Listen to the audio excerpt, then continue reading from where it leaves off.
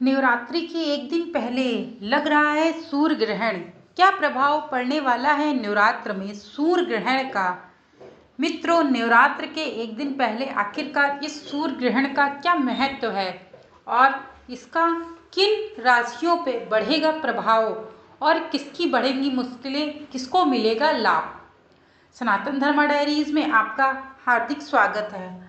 आज मैं आपको अवगत कराने जा रही हूँ कि नवरात्रि से ठीक एक दिन पहले लगेगा साल का पहला सूर्य ग्रहण और ऐसी कौन सी राशियां हैं जिनकी बढ़ेंगी मुश्किलें और जीवन में बढ़ेंगी मुश्किलें, जीवन में आर्थिक तंगी, शारीरिक कष्ट झेलना पड़ सकता है। जीवन के उतार चढ़ाव के कारण मनुष्य को बहुत कुछ झेलना पड़ता है। कभी सूर्य ग्रहण के कारण, तो कभी साढ़े साथी के कारण, तो कभी किसी ग्रह के दुष्ट प्रभाव के कारण। अपने सनातन धर्म में राशि का विशेष महत्व बताया गया है। आपको मैं बता दूं कि राशि के महत्व के लिए मनुष्य को बहुत सारी चीज़ें समझनी और जाननी बेहद आवश्यकता होती है। वैसे भी नवरात्र के एक दिन पहले जो सूर्य ग्रहण लग रहा है उसका अपना एक विशेष महत्व है। चंद्र ग्रहण के ठीक बाद जल्द ही साल का पहला सूर्य ग्रहण लगने जा रहा है। साल का पहला सूर्य ग्रहण 29 मार्च शनिवार को लगेगा, यानी कि 14 मार्च को लगा था चंद्र ग्रहण। उसी के ठीक कुछ दिनों के बाद लग रहा है साल का पहला सूर्य ग्रहण। 29 मार्च को लगने जा रहा है, जो कि नवरात्र के एक दिन पहले है। शनिवार को लगने जा रहा है सूर्य ग्रहण और यह अपने आप में बहुत ज़्यादा विशेष और महत्वपूर्ण है। सूर्य ग्रहण के अगले ही दिन चैत्र नवरात्रि प्रारंभ हो रही है, यानी कि माँ दुर्गा के 9 शुभ दिनों भी शुरुआत करने जा रही हैं। माँ दुर्गा 9 दिनों तक सभी के भक्त अपने भक्तों के घर में वास करेंगी और जीवन में सुख शांति समृद्धि उनके फैलाएंगी। साल का पहला सूर्य ग्रहण मीन राशि और उत्तराभद्र नक्षत्र में लगने जा रहा है, यानी कि यहाँ से राशि परिवर्तन भी हो रही है और मेष राशि में, सुनिए, मेष राशि में साढ़े साथी भी चलने वाले हैं, इसलिए भी यह अपने लिए बहुत महत्वपूर्ण हो रही है। मेष राशि में जो साढ़े साथी लग रहे हैं 29 मार्च से, वह 2032 तक लगने वाले हैं, यानी कि 2025 से 2032 तक लगने वाले हैं। पहला, दूसरा, तीसरा चरण होता है साढ़े साथी का, जिसमें से मकर राशि में 29 मार्च से साढ़े साथी समाप्त हो रहे हैं। ठीक है, उसके बाद इस टाइम पे कुंभ राशि में साढ़े साथी चल रहे हैं और सिंह राशि में ढैया चलने वाली है शनि की, और उसी के जस्ट बीच में सूर्य ग्रहण और चंद्र ग्रहण का मिलन, यानी कि पहले चंद्र ग्रहण फिर सूर्य ग्रहण, दोनों का आपस में होना यह बहुत बड़ी दुर्घटना को दर्शाता है, बहुत बड़ी दुर्घटना को दर्शाता है।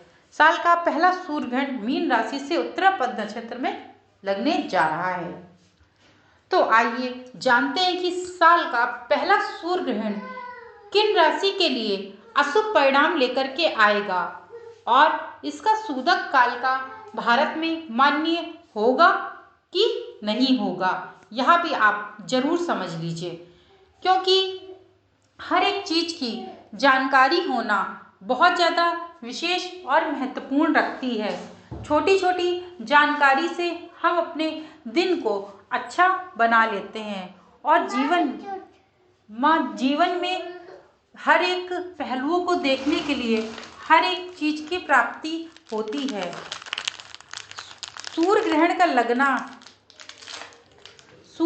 का लगना किसी आकस्मिक घटनाओं से कम नहीं है, क्योंकि सूर्य ग्रहण अपने आप में बहुत ज़्यादा विशेष महत्व है। सूर्य ग्रहण की जो अवधि है या आंशिक सूर्य ग्रहण होगा। साल का पहला सूर्य ग्रहण 29 मार्च को दोपहर 2:21 से शाम 6:16 तक रहने वाला है। ग्रहण की कुल अवधि 3 घंटे 53 मिनट की रहने वाली है। यानी कि जो ग्रह की जो ग्रहण पड़ रहा है उसका जो समय है 29 मार्च को 29 मार्च को लगेगा या 2:21 से प्रारंभ हो जाएगा और शाम को 6:16 तक चलने वाला, वही 4 घंटे की कम से कम अवधि रहने वाली है। कहाँ दिखाई पड़ने वाला है? साल का पहला सूर्य ग्रहण यूरोपीय, उत्तर एशिया, उत्तरी पश्चिम अफ्रीका, उत्तरी अमेरिका, अंटार्कटिक महासागर और उत्तरी ध्रुव आदि देशों में देखने को मिलेगा। चैत्र नवरात्रि पर ग्रहण का प्रभाव कैसा रहेगा? चैत्र नवरात्रि से ठीक एक दिन पहले साल का पहला सूर्य ग्रहण लगेगा। लोगों को इस बात का डर है कि ग्रहण के कारण चैत्र नवरात्रि की घट स्थापना कैसे होगी और क्या उसका दुष्प्रभाव घट स्थापना पे पड़ेगा, क्योंकि यह सूर्य ग्रहण भारत में दृश्यमान नहीं हो रहा है। यानी कि भारत में यह सूर्य ग्रहण नहीं दिखाई देगा।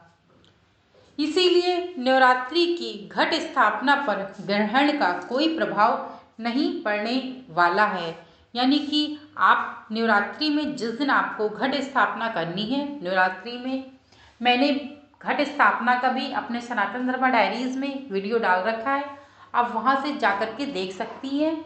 लॉन्ग वीडियो है पूरा कि घट स्थापना का शुभ मुहूर्त क्या है, घट स्थापना आपको कैसे करनी है और संपूर्ण जानकारी, मतलब ऑल ओवर मैंने जानकारी आपको प्रोवाइड कर रखी है। आप जाके वहाँ से देख सकते हैं नवरात्र कब है, नवरात्र की पूजा विधि क्या है, संपूर्ण जानकारी मैं पहले ही आपको अपने सनातन धर्म डायरीज के माध्यम से दे चुकी हूँ, तो वहाँ पे जाके आप पूर्णतः देख सकते हैं। अब साल का पहला सूर्य ग्रहण मेष वृश्चिक वालों के लिए अशुभ माना जा रहा है। इन राशि को अगले 1 महीने सावधान रहने की आवश्यकता है और पैसे का नुकसान भी हो सकता है। यानी कि मेष और वृश्चिक राशि वालों को थोड़ी सी सावधानियां बरतनी चाहिए, क्योंकि एक तो मेष राशि पे 7.5 ही आपके लग रहे हैं, दूसरा जो है वृश्चिक राशि है, वृश्चिक राशि में भी प्रभाव कुछ ना कुछ देखने को मिलने वाला है।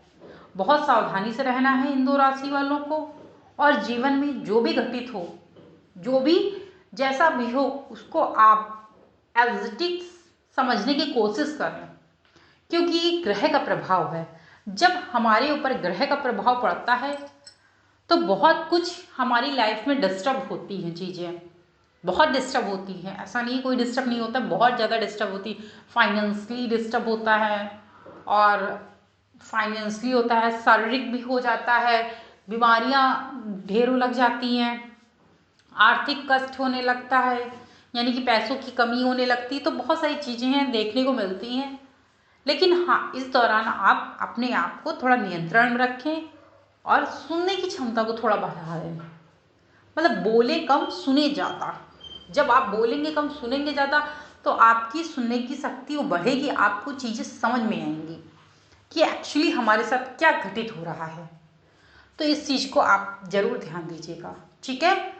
आप लोगों को मेरे द्वारा दी गई है जानकारी पसंद आई हो तो एक बस छोटा सा सब्सक्राइब करिएगा, लाइक करिएगा, शेयर करिएगा। Thank you so much video को वॉच करने के लिए।